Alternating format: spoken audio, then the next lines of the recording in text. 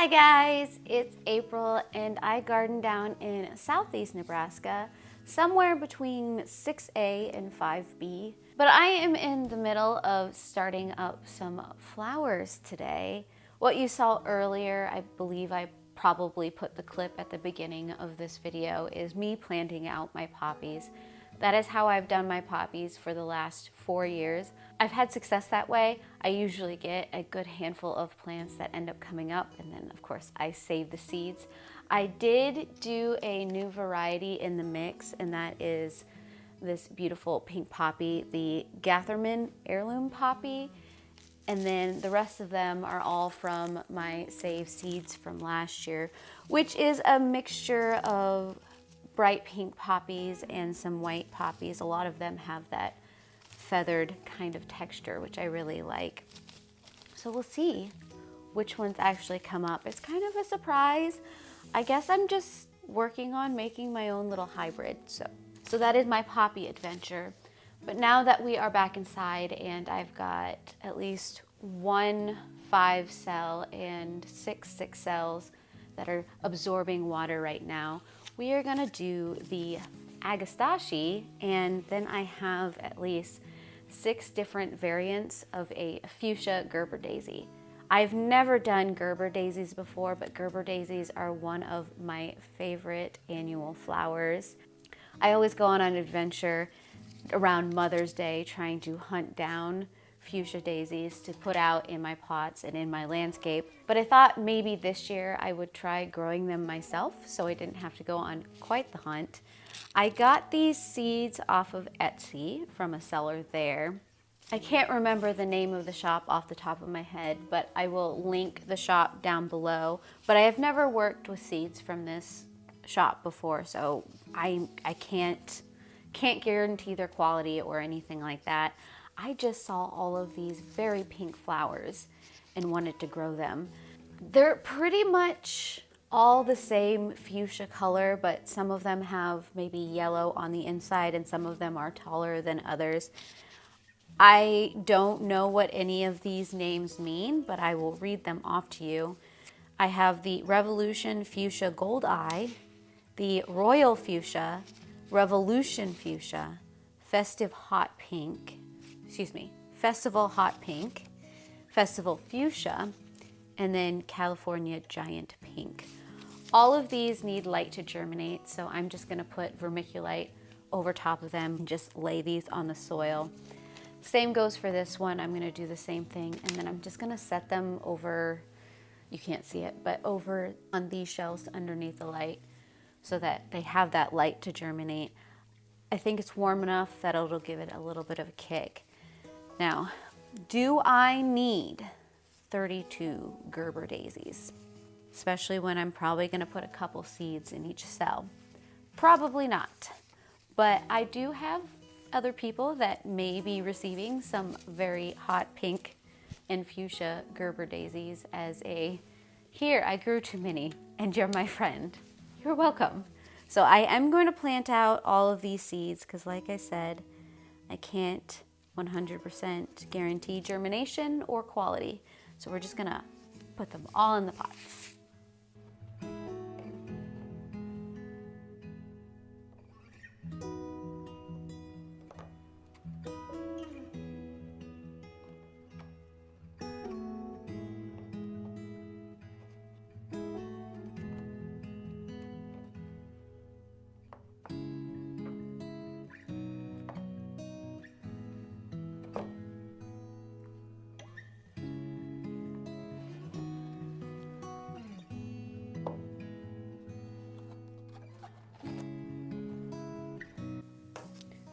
Now, Agastache is a perennial in my zone.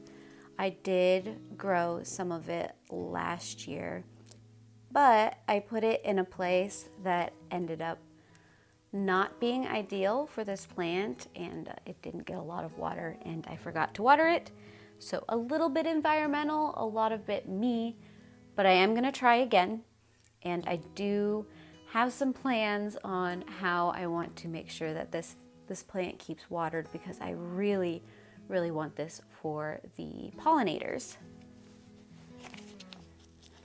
like most of the seeds that I am going to be planting today, if I can get this pack open, the seeds are super tiny, and it looks like these are going to be the last of my seeds. So if I don't do well this year with them, I'm going to have to get more seeds. And maybe if that's the case, I will find a place that already has these started. I just really like the color on these ones. Let's see if I can get these out of the bag. There's too much static. Those are super duper tiny. I think I'm getting them in the pot. I think there's one more in here.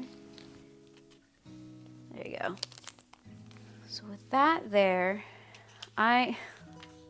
let me show you these Gerbera Daisy seeds as soon as I label the Agastache. There we go. So there you can see the Gerbera Daisy seeds. I think there is enough in each of these, one per pot, but I don't know. So this will be an adventure. Okay, the question is whether or not I can get this open without ripping the bag. Only thing I don't like about these tiny Ziplocs is it's so hard to get seeds out. Okay, I'm gonna put a seed there, and there, and there. At least I think those are full seeds.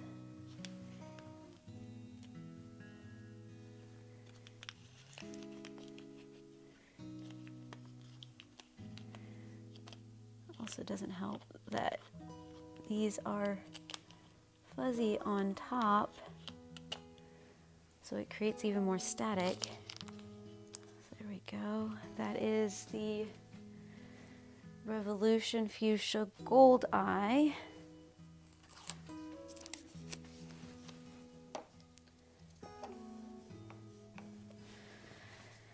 And now I'm gonna do that 5 more times.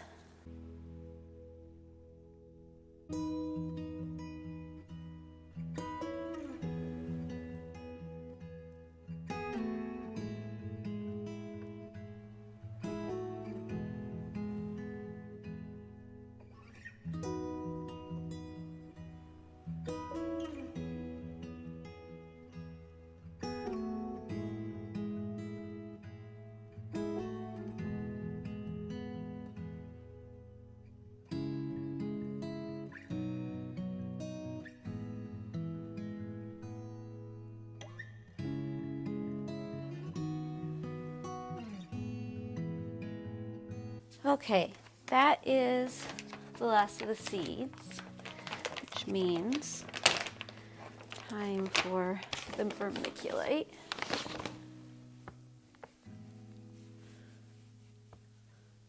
Just gonna try and keep it light.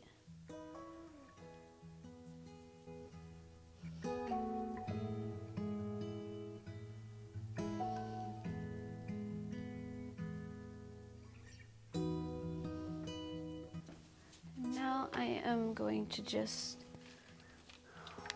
water these in a bit, and then I will get the dome on, and I will put these under the light.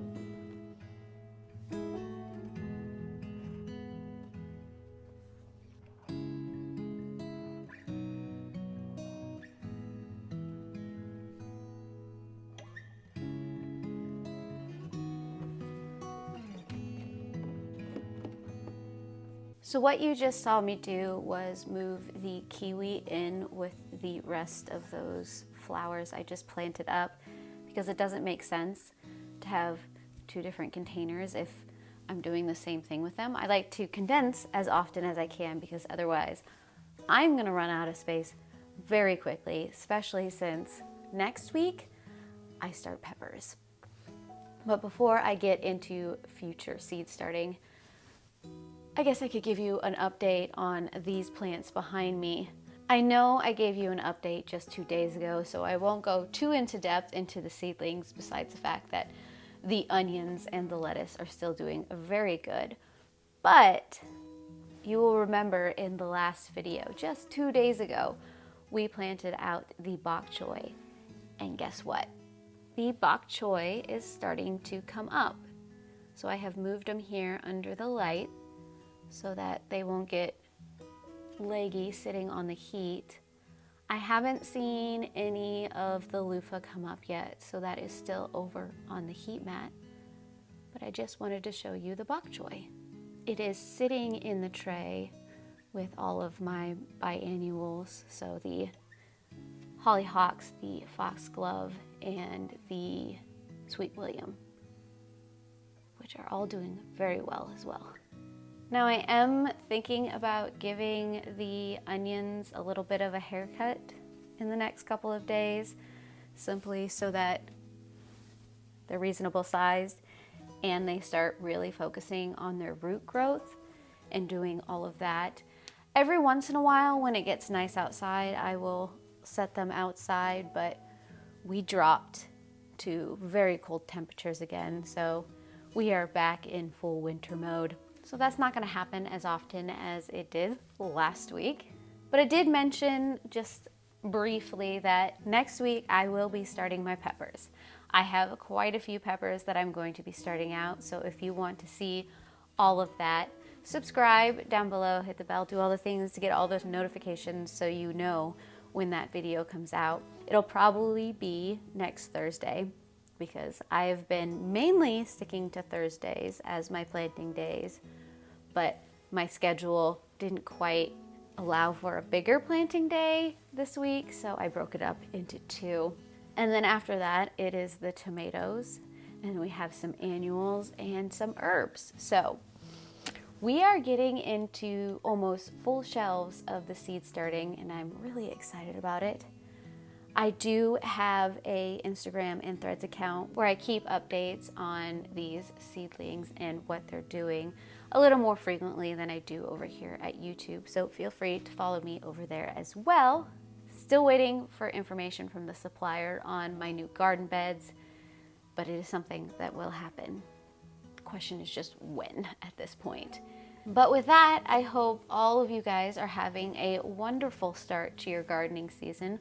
Or if you're hitting the end of your gardening season, I hope you got all of the produce that you desire. Otherwise, I do hope I will see you guys again in another video in Our Hearts Are Beautiful Faces. Bye.